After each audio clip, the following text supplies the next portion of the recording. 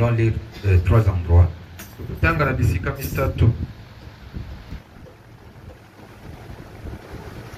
L'écriture qu'on avait lu hier, Job 3, 25, et moi je vais lire des Jean. Je peux commencer au premier épître des Jean, chapitre 3, premier verset à 10, nous allons sauter verset 13 à 19. Pour ne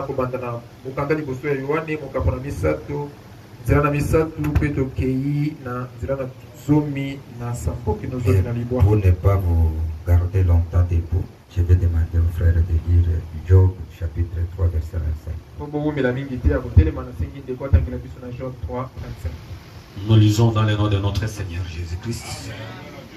Ce que je crains, c'est ce qui m'arrive. Ce que je redoute, c'est ce qui m'atteint. Amen. Oyo na bangaka yango nde komelaka ngai pe oyo nayokaka somo yango nde ezwaka ngai. Nous allons demander à frère héritier de prier un peu. Tokosenga na ndeko héritier abondela moke. Prions le Seigneur. Dieu notre Père Céleste, toi l'auteur de la parole, ton serviteur William Branham nous dit que nous venons à l'église pour devenir meilleurs. Et ce soir, nous croyons que Seigneur, tu as préparé quelque chose pour nous. Et nous savons que Seigneur, nous allons manger cela avec joie. Bénis la parole que nous venons de lire. Nous savons que c'est toi qui peux donner la vie. Et nous croyons que Seigneur notre Dieu, c'est lui qui va parler, il est un homme. Mais si toi tu entres en lui, Seigneur, ça sera au Père Céleste plus qu'un homme. Laisse que tu puisses oindre ton serviteur, que tu puisses, Seigneur, le conduire comme il faut, oint aussi l'interprète, et laisse que les oreilles aussi qui vont écouter, qu'ils soient bénis. Nous remettons tout entre tes saintes mains. Conduis-nous, Seigneur, du début jusqu'à la fin, au nom puissant de notre Seigneur et Sauveur Jésus-Christ. Amen.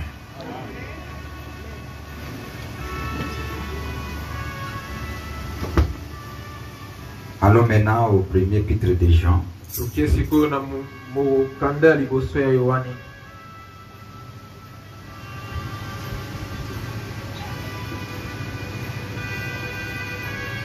Chapitre 3, je commence au premier verset jusqu'à 2 et après je vais sauter. Nous lisons. Voyez que l'amour, le Père nous a témoigné pour que nous soyons appelés enfants de Dieu. Et nous le sommes. Si le monde ne nous connaît pas, c'est qu'il ne l'a pas connu. Otala lolenge ya bolingo nini tata azotalisa epa na biso pote tobeangama bana na Nzambe pe tozali bana na Nzambe. Soki mokili eyebi biso te engi koloba ete eyebi pe ye te. Bien-aimés, nous sommes maintenant enfants de Dieu. Ce que nous serons n'a pas encore été manifesté. Mais nous savons que lorsque cela sera manifesté, nous serons semblables à lui parce que nous le verrons tel qu'il est. Balingami, tozali sikoyo boye bana na Nzambe. Kasi oyo tokozala lobi nano emonisami te. Kasi toyebi ete tango yango ekomonisama tokozala ndenge moko na ye po ete tokomona ye ndenge azali. Ne vous étonnez pas, frères, si le monde vous hait. Nous savons que nous sommes passés de la mort à la vie parce que nous aimons les frères. Celui qui n'aime pas demeure dans la mort. Boka moite soki mokili eza koyina bino biso toyebi ete tolongwa na liwa tokota na bomoi po ete tolingaka bandeko. Pe moto oyo alingaka bato te avandaka na kati na liwa. Quiconque est son frère est un métrier.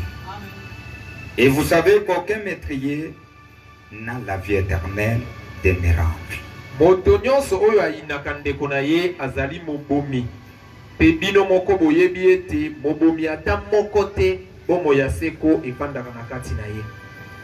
Nous avons connu l'amour à ce qu'il a donné sa vie pour nous. Et nous aussi, nous devons donner notre vie pour les frères. Soki toyebi bolingo eza po ete ye apesaki bomoi na ye mpo na biso. Na bongo biso pe esengeli na biso topesa bomoi na biso mpo na bandeko. Si quelqu'un possède les biens du monde et que, voyant son frère dans les besoins, il lui ferme ses entrailles, comment l'amour de Dieu demeurait-il en lui? Soki moto moko aza na biloko na mokili oyo pe amoni ndeko na ye na kati na bosenga pe akangeli ye motema, ndenge nini bolingo na Nzambe ekoki kovanda na kati na ye? Petit enfant, n'aimons pas en parole et avec la langue, mais en action et avec vérité. Bana mike, tolingaka na maloba pamba te pe na lolemo, kasi tolinga na misala pe na bosolo. Par là, nous connaîtrons que nous sommes de la vérité et nous rassurerons nos cœurs devant lui. Na nzela na yango tokoyeba ete toza na kati na bosolo pe tokotia endimiseli na kati ya mitema na biso liboso na ye. Car si notre cœur nous condamne, Dieu est plus grand que notre cœur. Il connaît toutes choses. Amen. Po ete soki motema na biso moko ezali kokwesa biso, Nzambe aza monene koleka motema na biso, ayebaka makambo nyonso. Que Dieu nous bénisse. Nzambe apambola biso. On est en train de parler de l'atmosphère d'amour. Tozali koloba pona zebi ya bolingo. Puisque chaque chose a son atmosphère. Eloko na eloko izalaka na zebi na yango. Le prophète dit que c'est difficile à amener les gens dans l'atmosphère de la foi ou de l'amour. C'est difficile. C'est ça la chose difficile. Mosakola lobi eloko ya pasi eza komema batu na kati ya zebi ya bolingo pe ya kondima. Eza pasi. Mais nous sommes appelés à vous amener à ce niveau. Si nous avons un travail de transmettre la vie aux gens, nous devons nécessairement vous amener dans cette atmosphère de l'amour et cela commence à se manifester.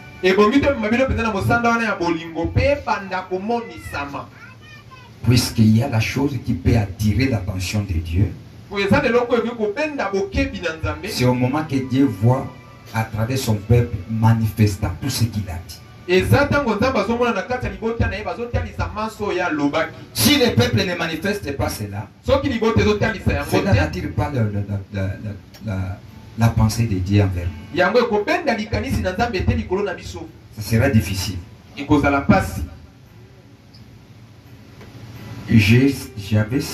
J'avais parlé sur cette chaire une citation qui dit que l'état que nous vivons, c'est l'état du baptême d'amour.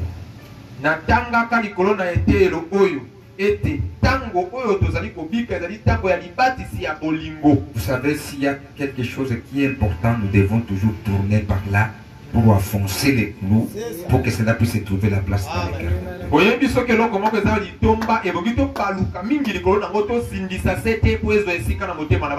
C'est parmi les choses inexploitées que les gens ils parlent beaucoup de choses, mais ils laissent des choses essentielles.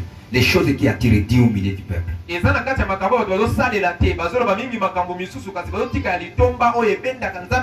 Oubliez là où nous sommes. Puisque si il n'y a pas l'amour au milieu de nous, en aucun jour où nous devons attirer les gens vers nous pour voir que nous sommes des enfants de Dieu. Nous serons comme des pharisiens qui connaissaient les Écritures. Mais Jésus a dit comment nous allons savoir que c'est ça les enfants de Dieu. Il n'a pas dit à beaucoup prêcher ou à prêcher des mystères.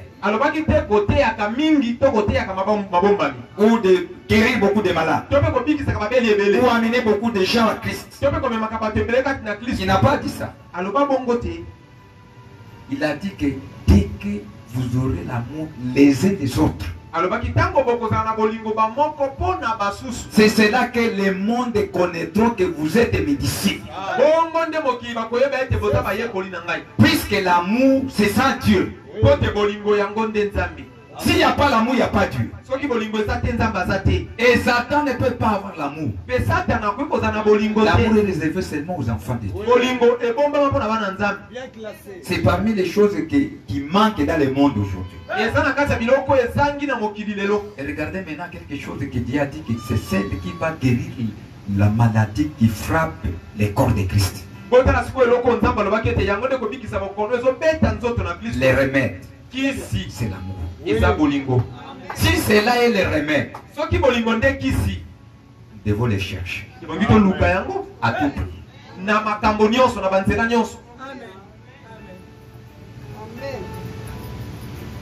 La Bible dit, c'est clair ici.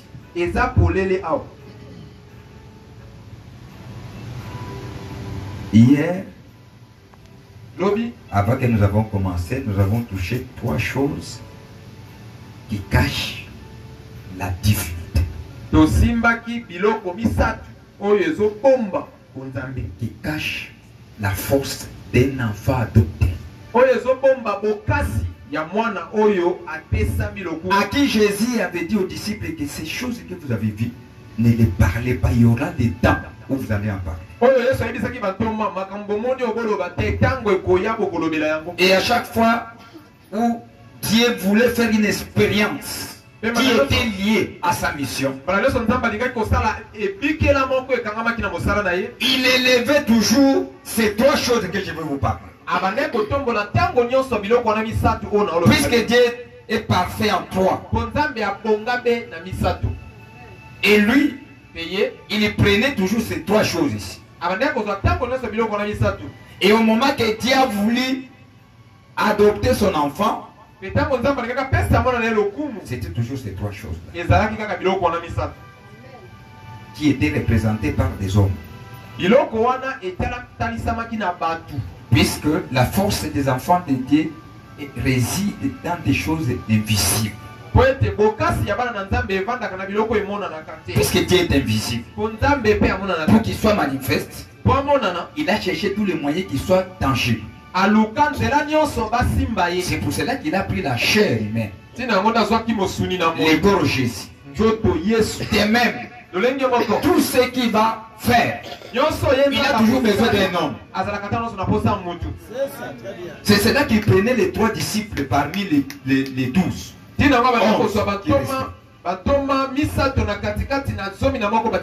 y avait Pierre, qui était doté de la force et de la foi. Si on voit Pierre, on voit la foi. Il prenait Pierre. Il prenait Jean. Jean avait l'amour, la charité. Et il prenait Jacques, qui était l'espérance. Toutes ces 3 choses-là marchent avec la divinité. Sans cela, il ne peut pas arriver à manifester Dieu correctement. Et au moment que Dieu a élevé son enfant pour l'adopter, pour le présenter au monde, que voici l'homme que vous allez écouter. Il était avec ces 3 choses ici. C'est qui marche avec lui. Et si nous parlons aussi de ces 3 choses ici, nous nous voyons au niveau où nous sommes. Au niveau de la perfection. du niveau où Dieu va arriver à manifester tout ce qu'il avait prédestiné à chacun. On est ensemble. Vous me suivez bien. Écoutez ce que les prophètes lisaient un peu, frère.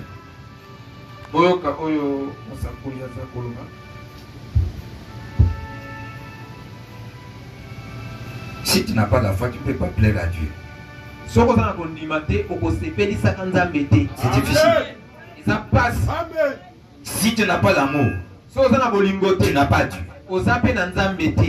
Et si tu n'as pas l'espérance, tu ne sauras pas à ce que la promesse puisse s'accomplir dans ta vie. C'est difficile. Est-ce que vous me comprenez bien? Que Dieu nous bénisse. Maintenant, le prophète dit ceci. Écoutez-le. Lisons ça.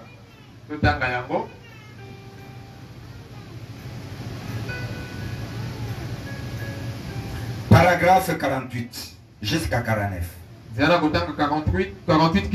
Écoutez-le, prêcher le 24 avril 1959. Si tu n'as pas encore trouvé, je l'ai ici. Je vais prendre ici.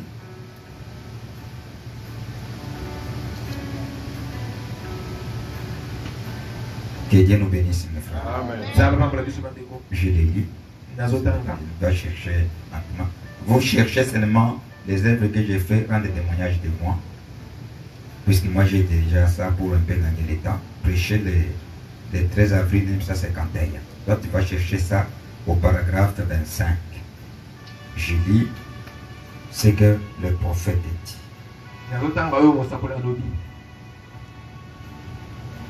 Je prends au milieu, point B. Venez avec cela. Venez avec amour. Le monde se met aujourd'hui faute d'amour. Que Dieu nous bénisse. C'est que nous devons venir avec un amour. Et le prophète ajoute, il dit que le monde est en train de mourir faute de manque d'amour. Aujourd'hui, les chrétiens, nous avons de bonnes églises pleines des élites. Des beaux bâtiments. Mais nous avons des chairs faibles. Il y a quelque chose qui cloche. L'ensemble ne prouve pas de se pentir les uns avec les autres comme autrefois. Et ça c'est la vérité. Que Dieu nous bénisse. Amen. À chaque fois que nous lisons comme ça, nous devons se regarder à l'intérieur. Est-ce que ce que Dieu dit, réellement c'est comme ça dans mon âme? Si tel est le cas dans ton âme, prenez des décisions pour changer. C'est comme ça qu'on marche. Sans cela, tu seras un écouteur oublié. Tu viens, tu écoutes et tu rentres. Et tu demeures le même. Et nous devons changer cela.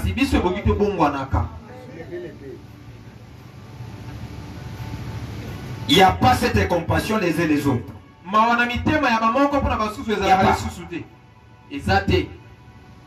Chacun se campe dans son coin. Il fait ce qu'il fait sans même pas regarder les autres. Oublions que nous avons une mission que Dieu a fait à ce que nous puissions être placés sur la terre. Nous sommes sa famille. À qui nous allons amener, nous allons faire tout pour que le monde sache réellement qu'il y a un peuple qui a été appelé. Il y a un peuple de Dieu. Il y a des enfants de Dieu sur la terre. Nous sommes différents avec le monde. Et la différence, c'est cet amour que Dieu a placé dans nos vies. Si vous n'avez pas cet amour, ce n'est pas de Dieu. Vous devez le chercher. Mais la faute était tombée à la chair. C'est que les gens ne prêchaient pas ça.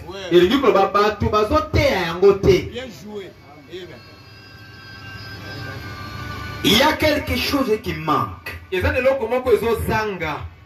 monde voit ça. Chrétiens, reconnaissez ça. Que Dieu nous bénisse. Le monde ici, si nous parlons le monde, nous voyons tous ces païens qui nous environnent, tous ces gens qui sont tout autour de nous. Pas seulement les hommes, même les arbres, même les animaux. Nous avons des animaux domestiques qu'on a qui va tomber malade. Tu n'as même pas d'approcher cet animal pour prier pour cet animal-là. Il n'y a pas.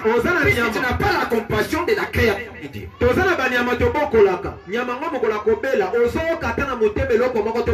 Tu les négliges. Alors que cette créature-là a aussi besoin de la guérison. Puisque la guérison est donnée à tout, même aux arbres.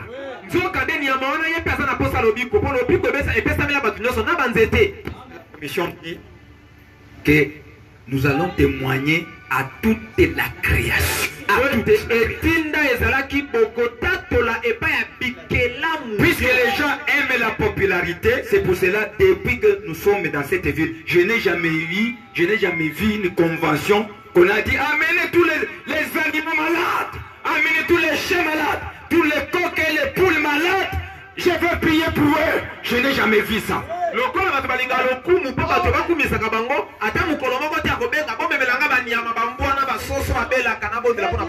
ils ont aussi besoin de ça. On veut aussi organiser ça, on dirait que ce sont des fous.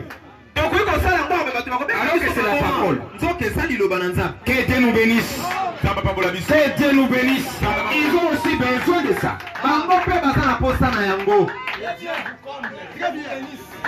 On lance des appels dans des radios, dire amène tous les animaux tout malades. Puisque là, on les fait, puisqu'ils n'amèneront pas les offrandes et les dîmes. Tu vois les choses où nous n'arrivons pas à exploiter. Il y a des choses inexploitées que nous allons exploiter.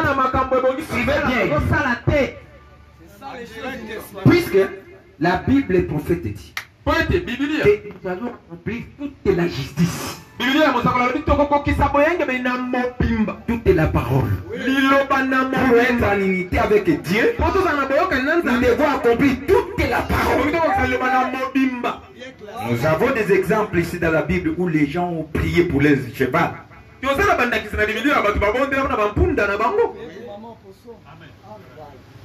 Et dans notre âge aussi, les prophètes aussi ont prié pour maman au poisson.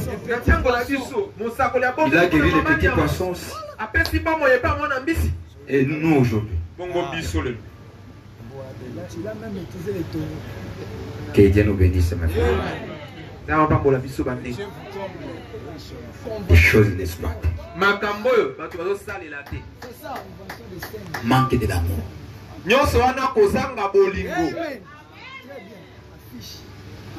Tu peux arriver, tu es dans ta parcelle, il y a un arbre qui est malade. Cet arbre, au nom de Jésus-Christ, soyez guéris. Elle commence à produire.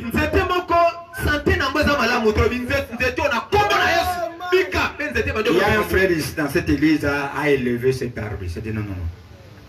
Au puits d'éléments.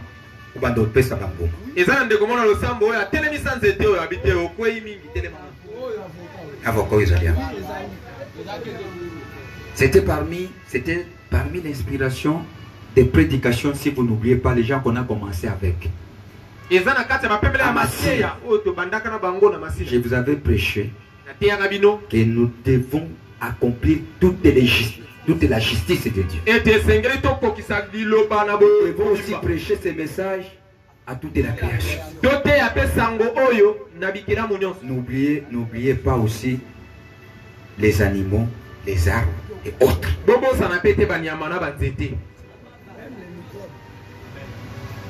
Vous me comprenez bien? La nature est en train d'attendre de voir comment vous allez vous connaître. Toute cette création est en train de souffrir. Vous verrez quelqu'un qui a pas un arbre sans reste. Demandez pourquoi tu as coupé. J'ai coupé. Tu ne te connais pas. Ami habité. Ces arbres aussi ont besoin de voir que vous connaissez et eux aussi vivent.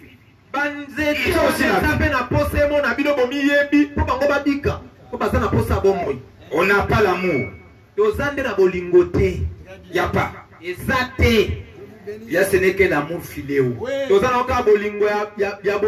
verrez un frère s'il reçoit son oncle qui vient du village, là il oublie même l'église. Il va aller prendre même l'argent qu'il cachait. Mais un frère qui vient, il n'a même pas pensé d'aller prendre cet argent pour le faire manger. Il ne connaît pas cet homme-là qui est à côté de lui. Amen. Bien classé. Amen. Que Dieu vous comble. Nous sommes ici. Qui a déjà invité frère Charles depuis qu'il est venu? Vous parlez que vous avez l'amour. L'amour ne restera pas seulement ce que la Bible dit. Dans quoi? Langue, parole. Non. Nous allons manifester ça. Nous allons suivre ce que les prophètes disent. Lisez un peu, frère. Suivez ce que votre prophète est en train de dire. Les œuvres que j'ai fait rendent témoignage de moi. Prêché le 13 avril 1951 à son paragraphe 25. Nous lisons. Ainsi ce grand pays avec toutes ces grandes et belles églises. Allez là-bas et voyez cette grande église. Celle-ci, celle-là. Toutes des églises du plein évangile.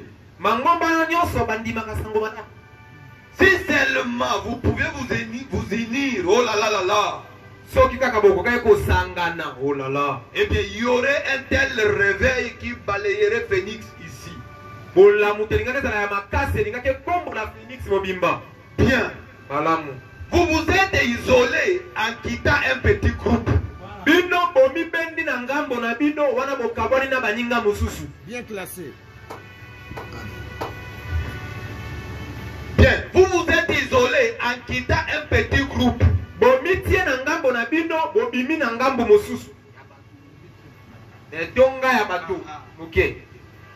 Personne ne va vous croire de toute façon.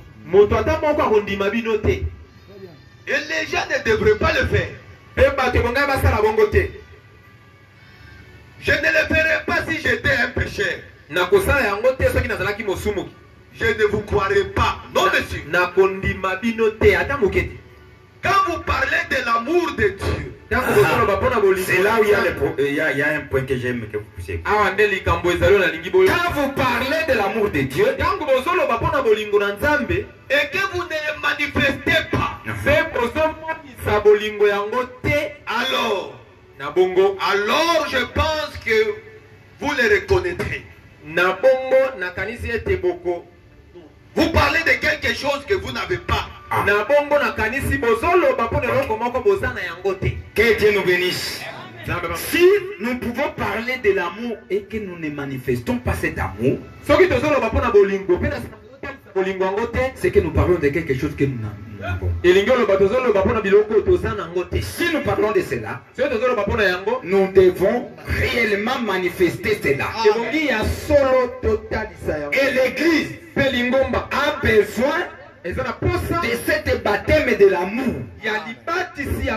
C'est ça l'église a besoin. Nous n'avons pas besoin d'autre chose. Et nous devons commencer à les manifester. C'est pour cela que je vous ai posé la question. Permettez, le frère ici vient de loin. ndeko oyo awuti mosika. C'est le père de famille. Aza tata ya libota Il est au milieu de nous. Aza na kati na Il a déjà invité. Nani asi abenga ye?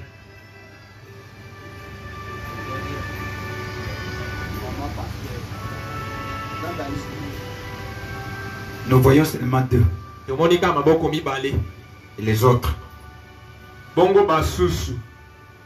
S'il était ton oncle, Soki azalaka noko na yo. ton grand frère, Yaya na yo. ça c'est la chair.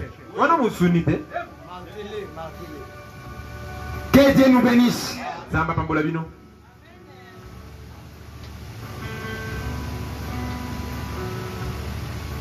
Ça ne dit pas quelque chose. Et le bel bino à tel côté. Et nous allons au ciel. Pe tozo kende lola. J'ai le Saint-Esprit, frère. Ndeko naza na molimo santo ndeko. Non, non, la Bible a dit, Tu n'as rien. Eh, Biblia nde lobi oza ne lokote. ou bien tu l'as, mais tu ne sais pas comment manifester cela. Tope osana ngo kaso yebi no kotalisa yango te. Oh, si nous parlons de l'amour, nous devons commencer à manifester cela. Sio tozo bapona bolingo to banda pe kotalisa yango. Devons Tokota na zebi wana. de l'amour. Ya bolingo. Puisque l'amour amène aussi une atmosphère. To bolingo na ka pe zebi moko. Frère Branham est en train de dire dans le se ranger du côté de Christ. Bosokola zo na kati ya. Et il n'a jamais vu partout au monde qu'il a voyagé, il n'a jamais vu une église telle que son église. Alobi abaluki na mokili atikala komona losambo lokola losambo na ye te Que Branham Tabernacle, c'est une église qui était pleine d'amour. Branham Tabernacle ezalaki ni ngomba moko etondaka na À bolingo. chaque fois que c'était raconté, c'était difficile de se séparer. Soki bakutani ezalaki mpasi bakabwana. Vous verrez des jeunes filles, des jeunes mamans ici, qui s'embrassent, l'un l'autre est en train de pleurer. Okomona bamama bayambani bazolela. Ne voulant pas se séparer. Bazokoka kokabwana te. Voilà l'atmosphère. Tala zebi. Il dit dans le fou de Gadara, il dit que jamais il est arrivé à un endroit où les gens avaient plein d'amour. Il a voulu amener même toute sa famille là-bas pour aller rester là-bas. Alobi akomaki na esika moko bato bazalaki na bolingo makasi mposana ezalaki azwata libota na ye momba wakoma ovanda kuna. J'aime élever mes enfants dans cette atmosphère ici. Nalingaka nabokola bana na ngai na mosala ya bolingo oyo etondi na bolingo mpe Il y a la force de Dieu. bokasi na nzambe ezalaka. Que Dieu nous bénisse. Puisque là où il y a l'amour, il y a Dieu. Po esika bolingo ezali nde nzambe azali. Et on vous appelle amour tabernacle. Pe bazobenga bino C'est quel type bongombo ya que nous bolingo. avons? Bolingo wapi nde toza nango. Soulevez l'épée. C'est ça que l'église a besoin. Yango nde lingombe eza nango bosenga. Il y a quelque chose qui manque. Eza leloko moko ezozanga. Le monde voit ça chrétien. Mokili ekomona yango. C'est dont nous avons besoin aujourd'hui. Oyo toza nango posa lelo. C'est du baptême d'amour les uns pour les autres. Eza libatisi ya bolingo bamoko mpona basusu. Bien joué. Si on parle du baptême, on voit l'aspersion. On asperge quelqu'un, il sort, il ressort de là-bas mouillé. Lilobo babengi batisimo elingi koloba kozindisa moto na kati eloko moko mpe abimi apoli. C'est que les choses, on va les voir réellement dans l'œil nu. Elingi koloba soki moto apoli na bolingo tokomona yango mosolo boye na miso. Que Dieu nous bénisse.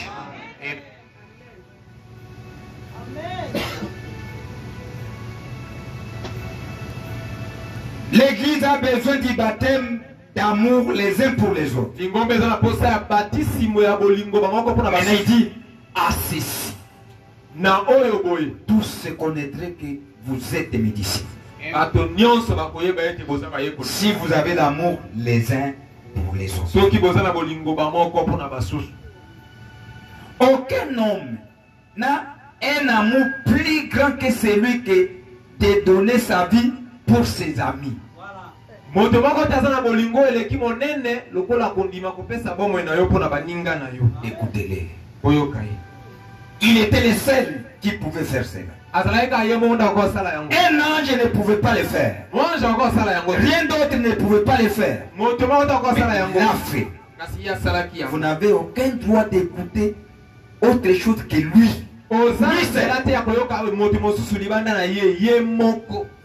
Que Dieu nous bénisse. Nous devons avoir cet amour. Les uns pour les autres.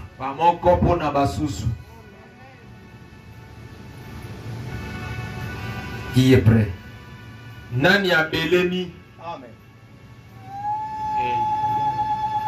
Comme vous l'acceptez, nous allons observer si réellement nous allons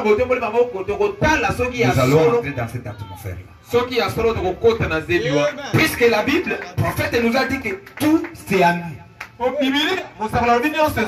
c'est à nous. C'est ce que nous avons suivi. Que tout c'est nous. Et tout ce que nous allons penser, c'est celle qui viendra. C'est ce que Dieu va. Je vous dis la vérité. Ayez des paroles positives seulement. Vous verrez les choses s'accomplir. Vous allez créer un monde. Vous allez aussi créer. Chacun va créer une portion de sa terre là où il est. Que Dieu nous bénisse. Commencez cela. Que ce soit des choses parmi les choses que tu vas faire dans cette année.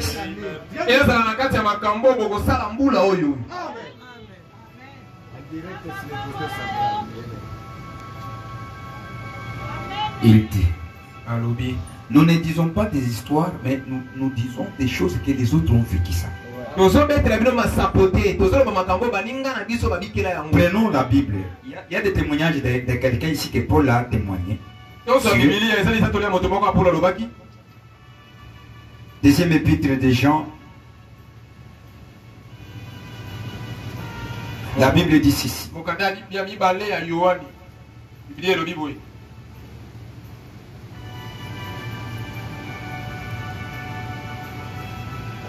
Je commence au premier verset. L'ancien Kyria Élie a ses enfants que j'aime dans la vérité. Interprétez. Mpaka akomeli Kyria moponami pe bananaye oyo nalingaka nakati na bosolo. L'ancien qui écrit à Kyria. Mpaka azokomela Kyria. Élie et à ses enfants. Azali moponami ya mwasi elongo na bananaye. Que j'aime dans la vérité. Oyo ngai nalingaka nakati na bosolo. Ce n'est pas moi seul qui les aime. Ezangai moko kaka tende nalingaka bango. Mais aussi tous ceux qui ont connu la vérité les aiment aussi.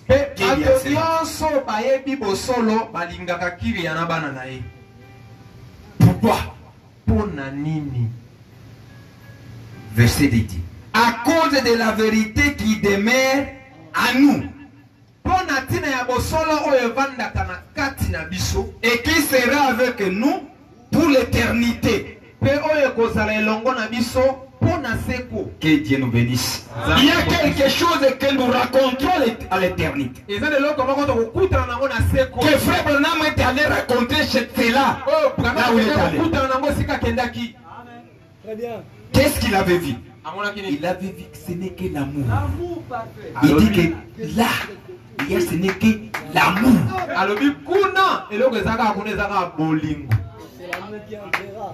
La chose que nous allons raconter. Et ce témoignage d'Akiria et ses enfants, que l'ancien a vu. La chose qu'on va raconter à l'éternité. Que la grâce et la miséricorde et la paix soient avec vous de la part de Dieu le Père et de la part de Jésus-Christ, le Fils du Père, dans la vérité et la charité.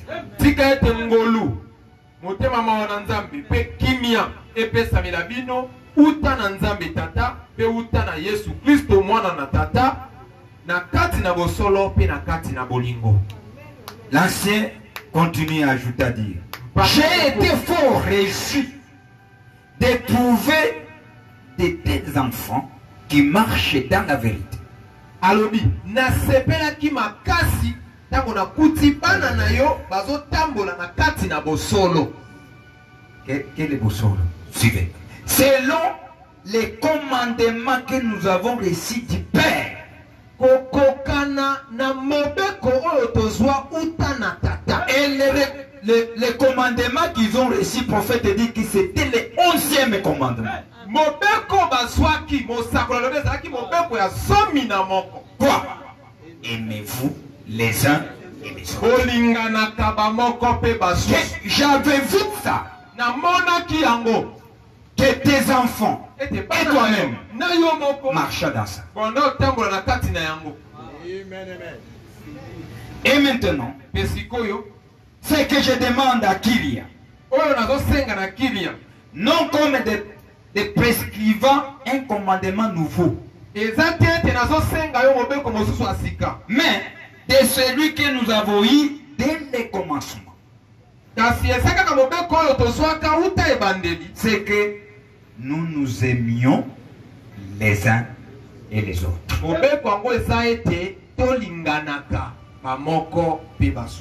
Et l'amour consiste à marcher selon ses commandements. C'est là les commandements dans lesquels vous devez marcher. Vous devez comme vous l'avez appris dès le commencement. Car plusieurs séducteurs sont entrés dans le monde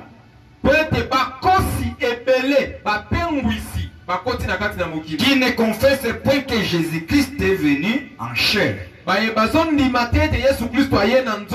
Celui qui est tel, c'est le séducteur et l'antichrist. Prenez garde à vous-même, afin que vous ne perdiez pas les fruits de votre travail, mais que vous receviez une pleine récompense.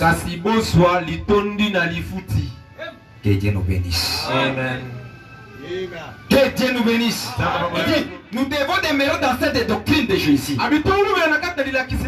qu'il a laissé ses commandements à son peuple, qui était parmi les choses qu'il avait priées, que les gens devront demeurer dans l'amour. Les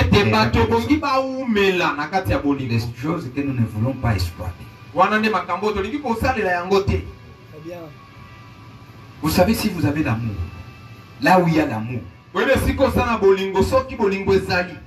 alors 1 Corinthiens, avant que je puisse lire encore le prophète ici. Corinthiens 13.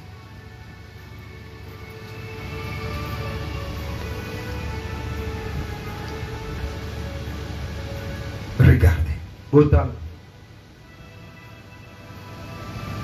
Je commence, vous pouvez lire, frère, aidez-nous. Commençons au verset 4. Nous lisons dans le nom de notre Seigneur Jésus-Christ. L'amour est patient. Il est plein de bonté. Allez un peu, allons un moment. Et la Bible est en train d'expliquer cet amour. Pour nous montrer réellement que c'est ça Dieu. Vous savez, une église qui est pleine d'amour, il n'y a pas de problème. Il y a tout. Il y a tout. Vous cherchez quoi? Cherchez cet amour ici. Il dit, là où il y a l'amour, il y a la patience. Puisqu'il connaît que nous sommes des humains, ce que frère a dit ici, ce que frère a fait ici, il est encore au parvis extérieur. Il n'a pas encore rentré. Même s'il a crié au message, je vais le patienter. Je vais prier pour lui. Je vais me faire ami pour lui. Pour l'amener Puisque la vie que j'ai doit influencer l'autre. Que Dieu nous bénisse. Nous devons s'influencer de la chose que nous avons.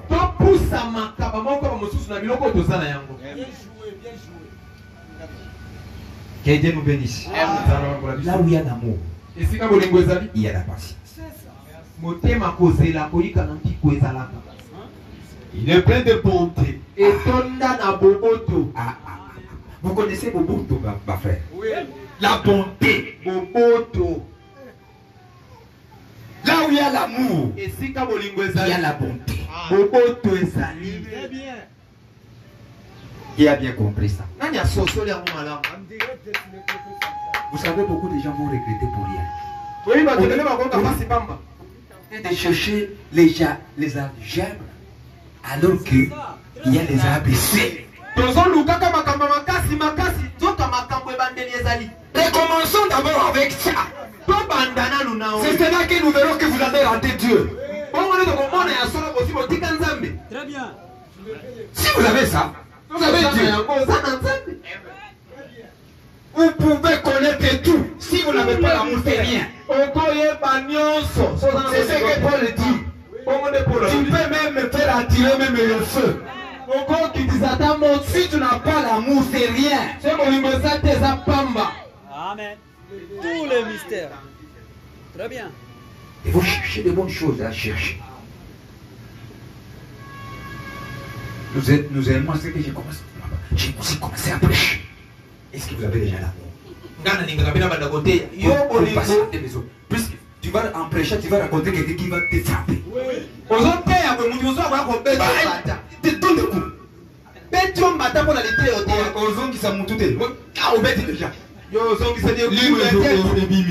Il y a un prédicateur a frappé quelqu'un.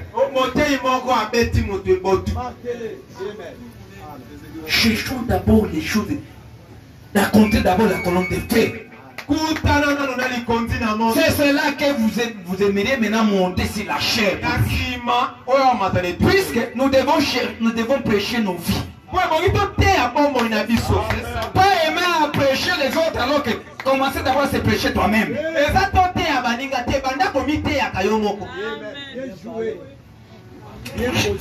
Je sens certaines choses. Moi, je peux parler. Tu mérites déjà parler comme père.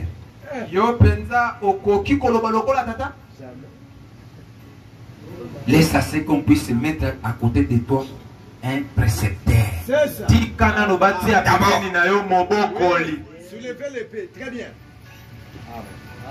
Amen.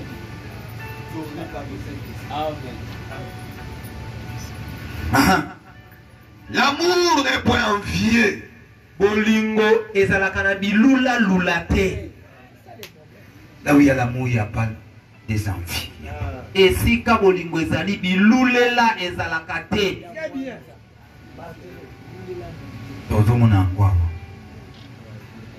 On présente un frère ici avec une jeune fille.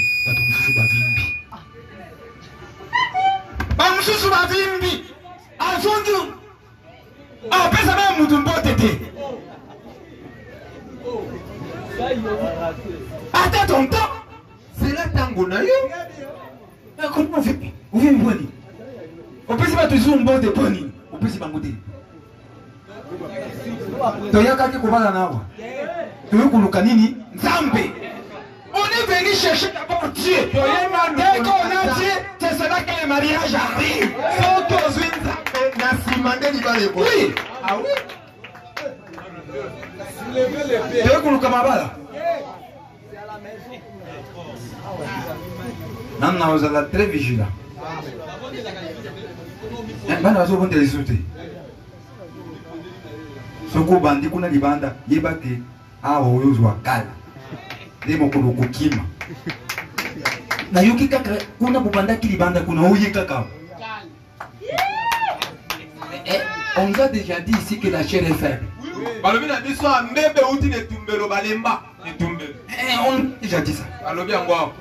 Vous avez suivi, hein?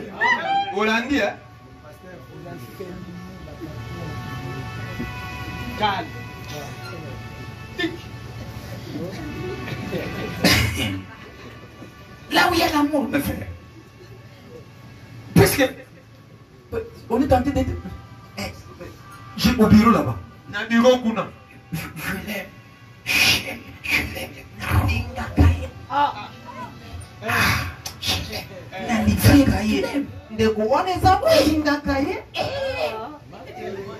Après un temps, si maman tango moké, les langages commencent à changer.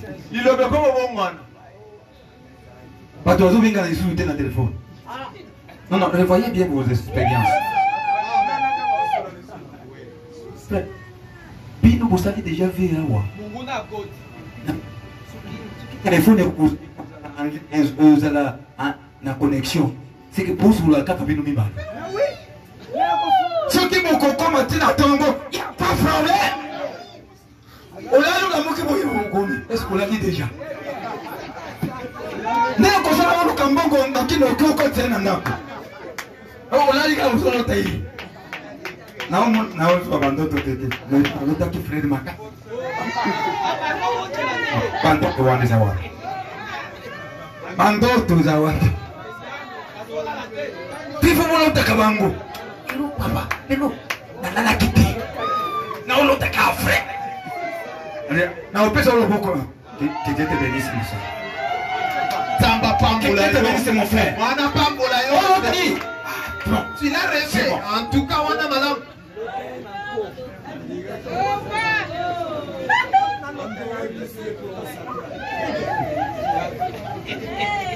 Maintenant, est-ce que vous avez d'autres gens à causer avec? Yo, ça n'a rien à battre. Tout ce que vous causez avec, c'est déjà éclat. Le numéro de ton pasteur. Numéro de ta maman, père et ta fiancée. Donc, je me dis qu'il y a les tombes, pasteur, papa, maman, na fiancée. Le reste, écrasé. Tu n'as plus le temps. Tu es avec eux. Vous criez, n'a tout le fait. Salisé, Bimokobo. Yanibala. Ah oui. Vous comptez la macabre, vous évitez.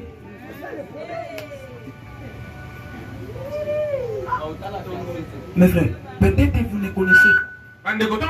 Dites qu'on vous présente ici. Vous faites le vœu. C'est fini. Même s'il n'a pas donné l'argent, vous êtes marié. Vous brisez ça, vous êtes divorcé.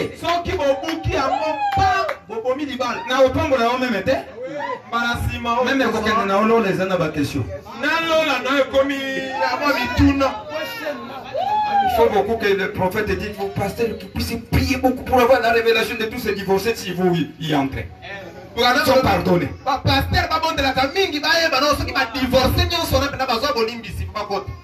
Ce sont des choses qu'on ne peut pas jouer avec. C'est pour cela qu'on ne peut pas jouer avec les vœux. C'est pour cela chaque fois je vous pose des questions là-bas au bureau. Dis-moi d'abord, qu'est-ce que tu as vu? La chose qui va vous pousser à donner le vœu à ces garçons ou à cette fille.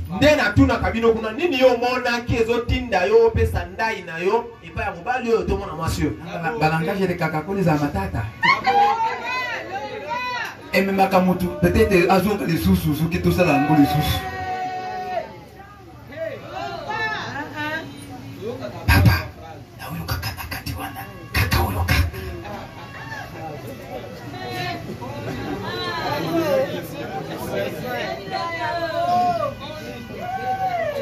Non, mais c'est bon comme ça, puisque la Bible dit qu'après les salis, c'est la femme. Hein? C'est comme ça. Après les salis, c'est la femme. Hein? Moi, si. Pas l'argent. La femme. Moi, ce n'est pas le travail. Mon salaté. Ni les études, ni autres. Classité, ni papa, maman. Papa, na maman. Moi, si, nan.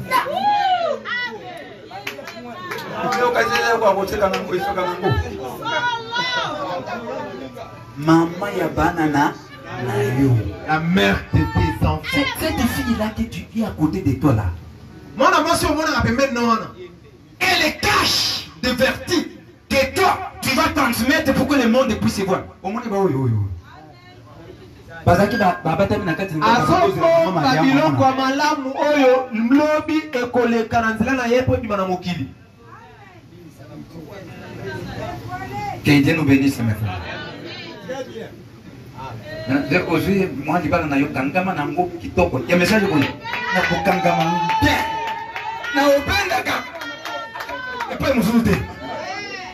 C'est une grâce. Un message.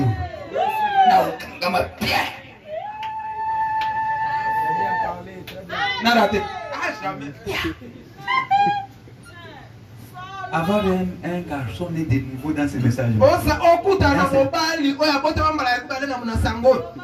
Il y a eu mon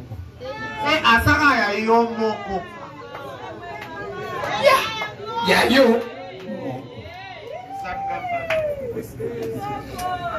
vous êtes en train de jouer à des choses.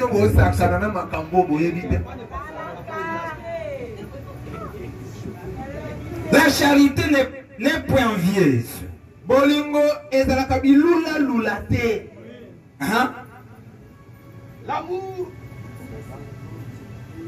L'amour ne se vante point. Bolingo emikumisakate. Comment je vais me vanter à quelqu'un que j'aime? Comment? Comment je vais me vanter? Ça va commencer comment? Non, même Koloba va faiblesse, n'ayez pas Yamoudinga Nangana Olubate. Kolubate. Quand peut-être pasteur pour aïe bandé la cobonde de la pouya monanaï. Atra maman za koko. Ah oui, bate. Même si on a la moninga Nangana Kitoko. Oui, bate. Je ne peux pas. Nakoki Kolobate. Que Dieu nous bénisse, mes frères. Comment je peux me vanter à quelqu'un que j'aime? Non, qui ne commis kumisa et pas moto à Lingangana Lingakai.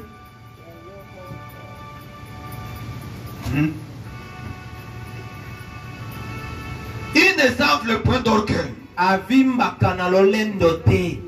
L'amour. Bolingo. Il n'y a pas d'orgueil, il n'y a pas. Bolingo ça. Tu n'as pas cette force-là d'avoir l'orgueil. On va faire l'orgueil, pourquoi? Azana makasi ya kozana lolendo te. Na ça là non voyez pour amona. Dans la tout lingue, comment les gars olemba. Olembele. Bolingo. Oh, quand même été. Tu ne peux pas avoir même des décisions.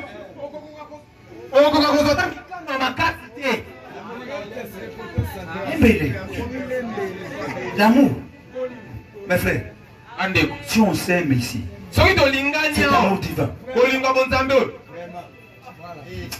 Suivez ce que les pauvres. Ce que dit, c'est la vérité.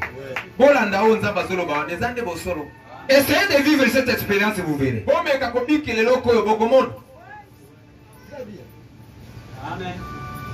Pas vos amours filiaux là, non. Ça c'est pour l'intérêt. On m'a dit que tu peux aller en bongo. Bongo on est aussi là.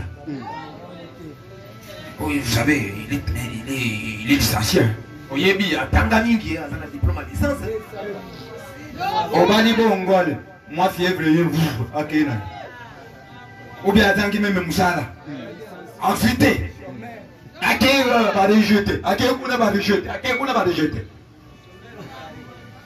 Bon mon a licencié va chômer là. Mamso bazo me makala kuna. Licencié. Grave, na ubaka licencié. Na ukabona mzu yo ubaka licencié ndio exemple na yo. Saint-Esprit na yo licencié. Oya kotiela ngapa si awa te. Papa ni mona na te. Yo olingaki bali. Or bana ensemble bazulu quelqu'un qui est nouveau rempli du Saint-Esprit. Celui-là avec son esprit rempli du Saint-Esprit, il va à sa place. Moto ya sana licence atonda na mulimo santu aotama kamonyoso nesika na yango. Mais si tu le dis avant que non, j'aime quelqu'un qui est licencié. Licencié aux ans mulimo santu. Soki oya yo esiko telema ezangai na lingi licencié. Zamba kotindelo pe licencié azanga mulimo santu. Na musala kuna akutana na mususu amoni que atali oyeba kolamba te. Oyebi kolamba te. Il y a beaucoup de jeunes filles ici qui ne savent même pas préparer. Il est pas si basa ebele ba kolamba te. Ayebi te. Na musala ba invité ya lambili. Asukiwa. Pesa na mai na mira. Amete. Aena ndako. Avant kanisa mwasupa. Akolemba. Elle est déjà kuna. Puisqu'il n'a pas le Saint-Esprit. Pas un molimo sans douter. Olambi aya. Na yake. Elle voit bien que ndo yuko na nano kolamba wana. Tu n'as pas d'amour. Quelqu'un qui a l'amour n'est pas orgueilleux. S'il ne connaît pas, il va les apprendre à l'autre. Et si il apprend à l'autre, l'autre n'a pas le droit de dire au moni.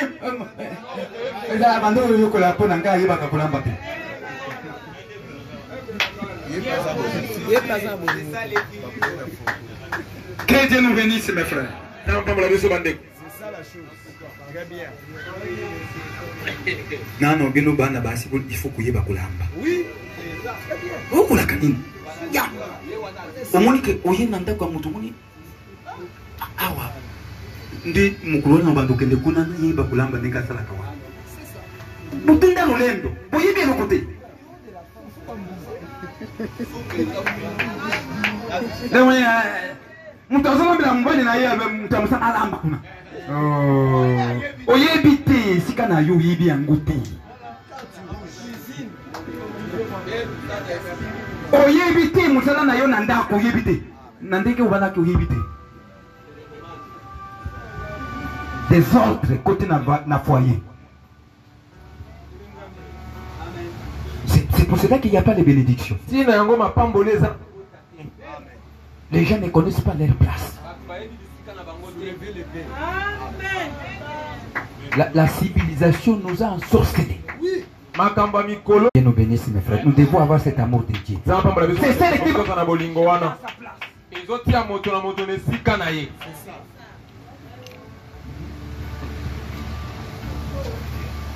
Il ne fait rien de malhonnête.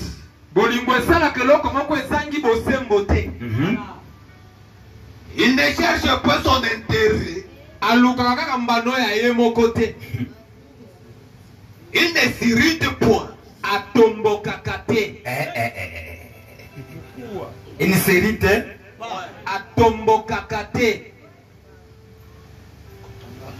Que Dieu nous bénisse. Il ne s'irrite point. Demandez-nous des expériences. Biso tobala bien. Okomona ka monika na yawa mo eloko osali yemo mais elle moko be abando se kalisus. Abando se kalisus. Maman yo na kanisi peut-être on ola la libanda. Abando se na bana ba wiba memete. Tobanda kananda ko surtout. Tout ça va acheter.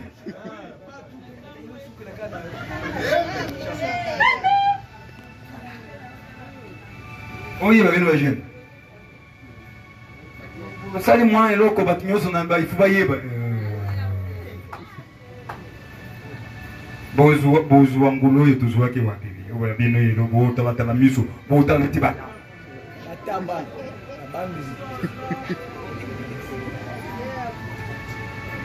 Que Dieu nous bénisse, mes frères. Vous savez, nous devons d'abord parler sur ces choses ici pour que nous puissions aller bien.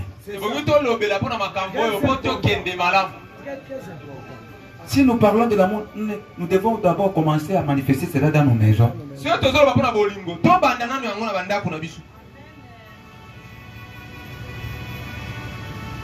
quelqu'un aime quelqu'un, tu ne peux pas s'éviter du matin au soir. Une semaine.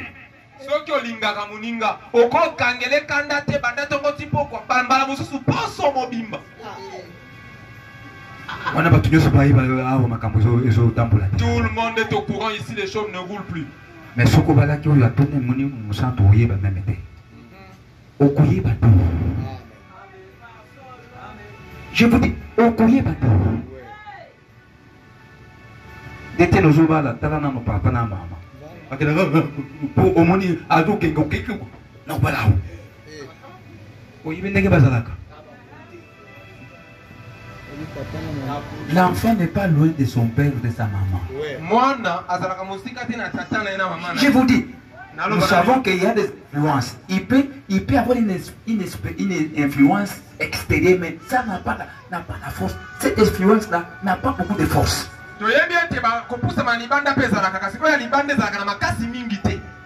Différent de ce qui vient là, à l'intérieur. Yo, ok, au bas de moi, si maman n'a pas eu. Où tu es dans le dos? Il y a un chef dans le dos. Beaucoup de monde a payé bon. Appelez déjà. Moi, ça pète au même banda.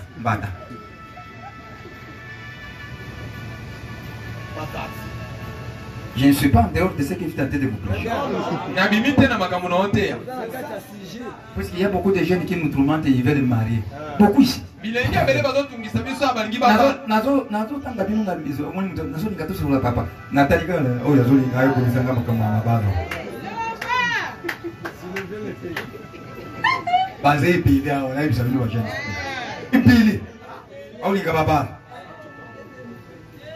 Mais si on pèse comme ça, cherchez d'abord cette chose ici.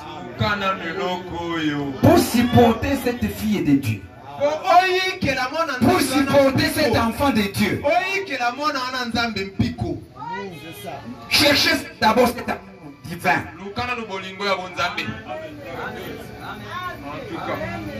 Baba la capouille nous ont doté. C'est déjà mauvais départ. Oui, c'est l'une des paroles que Paul a dit. Mais pas ça. Pas nécessairement ça.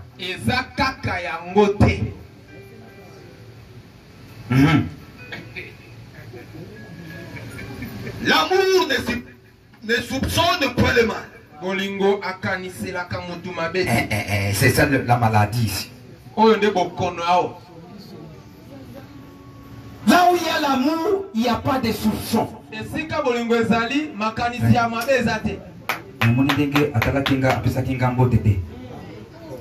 vrai, ici il ne m'a pas tourné, il ne m'a pas salué. Ça fait quoi? Il ne m'a pas salué, ça fait quoi? Là c'est lui. Non, apesa kinga pote te papa. Na moni abazui na ka. Bazaki wana na nani ka bantu baluba, bauluba pona nga. Là où il y a l'amour, on ne soupçonne pas. Et si des garçons, un garçon avec une fille, papa ndeko bima, na ndeko ngale lobaka. Bazo bima. Tous des enfants de Dieu. Pourquoi nous pouvons toujours passer à mal?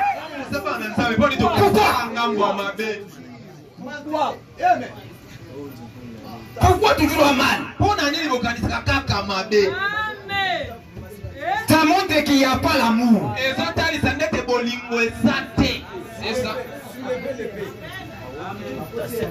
Là où il y a l'amour, il n'y a pas de soupçon. Mais on peut vous soupçonner si nous voyons que toi aussi tu étais la terre. Je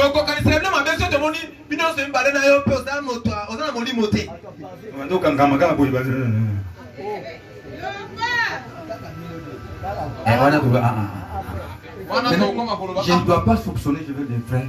Ce n'est pas ça notre vie. Tu es mon frère.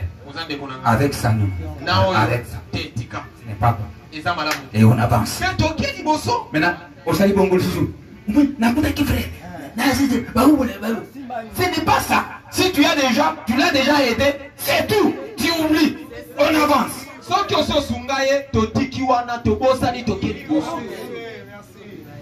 n'est pas question d'aller suyer les autres. Mais merci Seigneur, merci mon frère, tu m'as aidé. Je ne sentais rien. Oui, mais toi tu ne sentais peut-être elle t'a pas dit. Puisque biso ba tout le monde a kaka mibali, tout le monde a kazo ba cité. Dès to kanisa tout le monde a kabasi bango ba yoka kelo côté. Bango ba zaka ba ange. Biso ba mibali ndé tout le monde yoka kelo. Ce n'est pas ça. Et nous sommes des mêmes, nous avons des grands sexuels tous.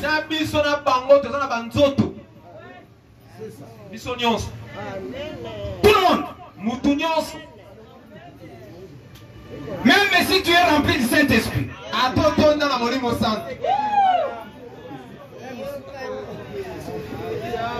Que Dieu nous bénisse. Mais on n'est pas demandé à soupçonner.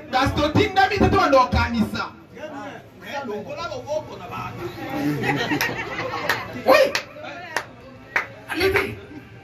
Longola. Et où comme papa naï? Papa n'a mais moi on est papa. Mais bon. Non, on est à Zazer Nanga. Oh, il y a que ben c'est Zangati. Azan de Konanga. Yono no ka sangote bande ko babini.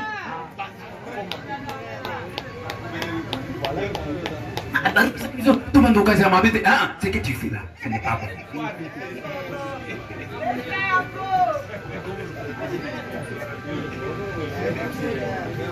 Elle ne soupçonne point le mal.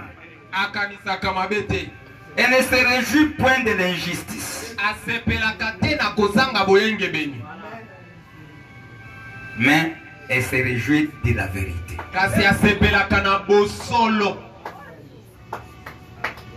Et il exquise l'amour. Sans cesse. Il exquise tout. Alimbisaka nyonso pas pardonner. Ça non. Oh yo tu n'as pas l'amour. Ozande na bolingo tu n'as pas Dieu. Si tu n'as pas l'amour, c'est que tu n'as pas Dieu. Ozana bolingo te ozana nzambe te. Il dit là où il y a l'amour, on esquisse tout.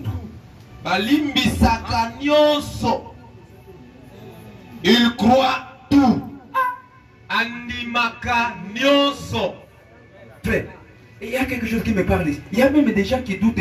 Tu vois, frère, ta femme est tentée de causer avec son pasteur. Toi, tu es tenté de soupçonner. Dis-moi si on a un pasteur, nous bande chaque fois la pasteur. Nyonso pasteur.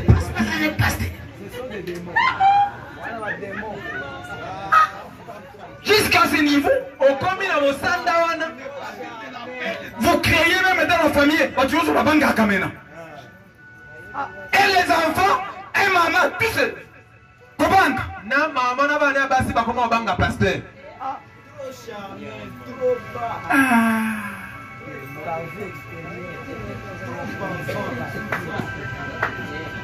Puisqu'on lui a trompé, il a raconté un Oscar qui lui a dit des choses, du mensonge, qui cherchait comment introduire ces démons dans l'église pour briser l'église ou diviser l'église.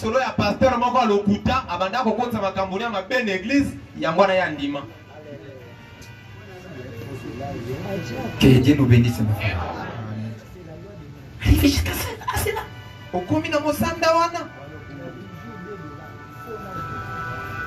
Qu'est-ce qu'on parle là au bureau?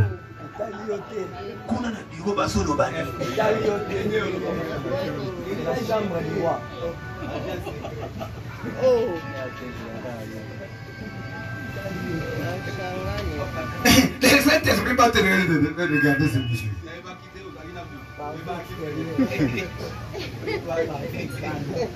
Il n'y a rien.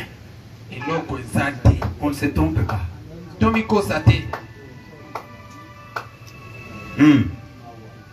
L'amour espère tout. Bolingo elikiaka na nyonso. Il supporte tout. Eikakampiko na nyonso. Il supporte tout. Eikakampiko na nyonso. L'amour ne périt jamais. Bolingo ekufakate.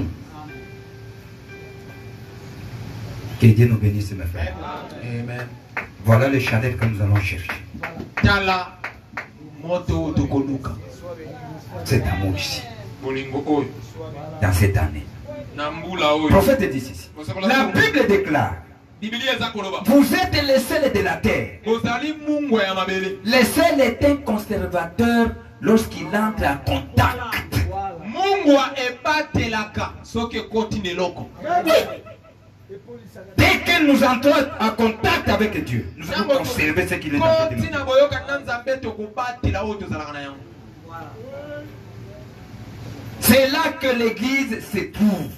Wana nde esika lingomba ezali. C'est là le problème. Wana nde likambo esika Ils ont perdu l'amour fraternel. bakisa bolingo ya bandeko. Ils ont perdu la sympathie les uns envers les autres. Babungisa kozala na posa malamu bamoko mpona basusu. Le monde, Mokili les gens cherchent quelque chose de réel. bato bazoluka eloko oyo ya solo. C'est ce que le monde est en train de chercher. Yango nde mokili bazoluka. Ils ont vu beaucoup d'imitations, Bamoni komekolama mingi. beaucoup de fabriqués. Le monde est tout et monde est belé. De fabriqués. Makambo ya kobamba. Les gens disent, oui, je suis chrétien, je crois dans la guérison divine. Et ensuite, il affiche une attitude différente. Bato balobaka naza mokristo na ndimanga na lobiko na nzoto na nsima abiki kokesana na yango. Vous dites, je suis chrétien. Olobi naza mokristo. Et vous sortez, Pe ntango bobimi et vous portez cette espèce d'habit. pe oki olata lolenge elamba wana. Et vous dites, Pe olobi je suis chrétien. naza mokristo. Vous vous comportez de chidesh. Bozomi kamba. Vous sortez et vous fumez la cigarette. Obimi bandi obenda makaya. Vous jetez les dés, les jeux de Obenda dés. jeu de 6. Vous faites des sortes de choses. Bokomo sala makambo ya lolenge wana. Oh, dans vous. Soni na bino. Un enfant de Dieu qui joue les jeux de... Mwana nzambe azobeta jeu de 6. Même le foot là. Paris foot. Azobeta Paris foot. Nous tournons comme bon frère. Quel est bon? Bah, si on a pas vu les deux comme bon. Laissez cela. Ce n'est pas à nous. Kotika yango eza ya biso te. Nous qu'est-ce qu'on a la fabrique? Voilà. C'est un béton. Les dalles. Je ne suis pas un, mais je vous aime, mes frères. Nalingaka bino bandeko. Je préférerais vous corriger maintenant plutôt que venir au jugement. Nakosepela na sembola bino sikoyo lesika na ya kosamba epa nzambe. Vous direz, frère Branham, Bokolo bandeko Branham. je suis très content que vous ayez fait cela. Nasepeli mingi ete osala yango. Mais ce sera alors trop tard. Ekoleki tango ekozala esi eleki. Ce dont nous avons besoin, Oyo toza nango bosenga. c'est de l'amour et du respect pour Dieu et pour son peuple. Eza bolingo pe botosi pona nzambe pe pona libota na ye. Peu importe de quelle dénomination ils sont membres. Etali te soki asambelaka na ebongiseli nini. Tant qu'ils sont frères, Soki baza bandeko. ils sont frères. Baza bandeko.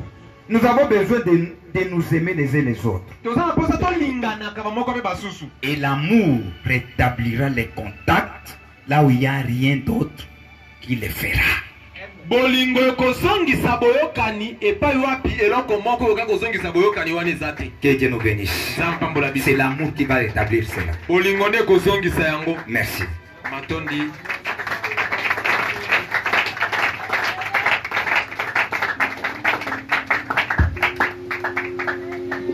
Béni soit le Frère Théo, dernier.